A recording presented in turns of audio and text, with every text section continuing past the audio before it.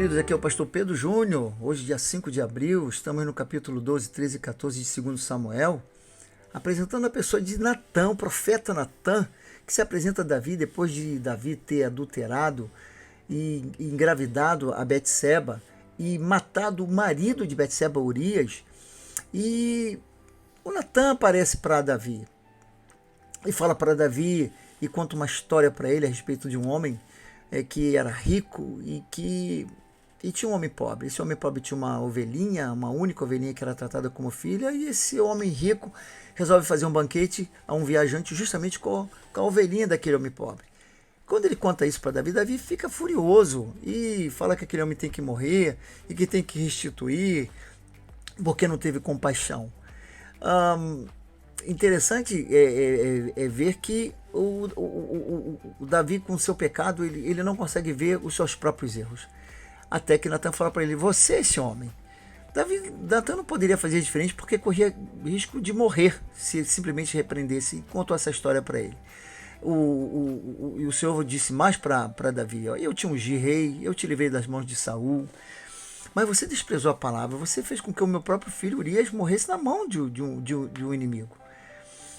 E agora a espada não vai se apartar mais da tua casa. Ou seja, os teus filhos, a sua descendência no reinado, a espada estará sempre presente, e houve morte, houve muita tragédia por causa disso. E ele falou mais: olha, porque o que você fez oculto, todos já vai saber. Porque não há pecado, não há nada oculto que não seja revelado. O Davi reconhece isso e reconhece isso perante o Senhor, através de Natã, e o Senhor fala: ó, o Senhor te perdoou. Natã fala para ele: o Senhor te perdoou, você não vai morrer, mas, por causa disso, também o seu filho vai morrer. A criança adoece, e por 7 dias Davi jejua, Davi ora, mas a criança no 7º dia morre. Ele, vendo que a criança morreu, ele levanta, e ele faz uma coisa interessante, ele muda as vestes, ele entra na casa do Senhor e adora. Isso significa que Davi reconheceu que tudo aquilo que estava acontecendo foi em função do seu pecado. A partir daí, ele levanta, ele vai a Betseba, ele consola e deita com Betseba. Betseba tem um filho que eles chamam de Salomão, que significa substituir ou restaurar, ou seja, estava restituindo um filho para eles.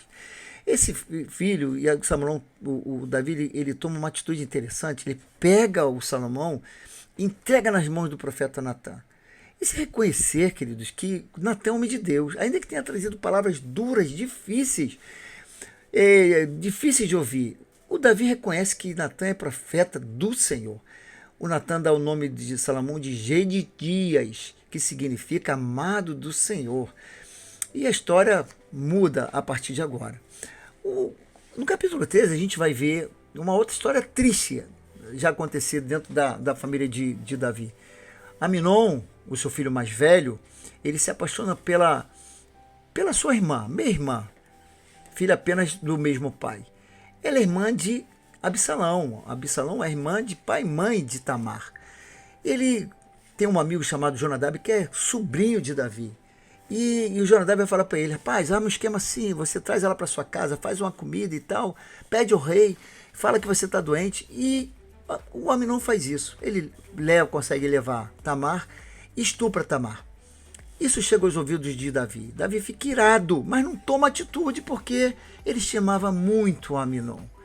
Mas o Absalão toma isso no seu coração, guarda por 2 anos. E passado 2 anos, queridos, 2 anos, ele convida os filhos de Davi, os seus irmãos, para um banquete, e naquele banquete ele mata o Aminon. Isso chega ao ouvido de Davi. Davi pensa que todos os filhos foram mortos, mas na verdade só o Aminon morreu. O Jonadab é aquele mesmo amigo que deu as instruções com sagacidade a Aminon. Ele fala: não, só morreu o Aminon. E os filhos choram e tal. O Absalão é perseguido por Davi durante 3 anos, mas depois a história é esquecida. Passado um tempo, esse tempo Davi já quer reconciliar com Absalão, e o Joabe arma todo um esquema para que ele volte lá, trazendo uma mulher sábia e tal. O rei permite que ele volta, fica morando em Jerusalém, mas não na presença do rei, ele quer estar na presença do rei. E ele fala com Joabe, Joabe chama Joabe 2 vezes, não vai, ele toca fogo no seu campo, até que Joabe fala com o rei aceita que Absalão volte, e ele beija Absalão e fica tudo bem. Queridos, essa história vem ensinar algumas coisas para nós. Omissão, ainda que seja de alguém perto, alguém que a gente goste, alguém de família, se a gente omite com relação aos erros, as consequências vêm. As consequências vieram na vida de Davi, ainda que tenha sido um excelente rei. As consequências do mau relacionamento com os filhos, de não repreender seus filhos, trouxe consequências ao reinado. Que a gente pense nisso e tenha sempre conosco que a justiça, ela faz parte da vida do crente. Que o Senhor te abençoe e tenha um dia abençoado.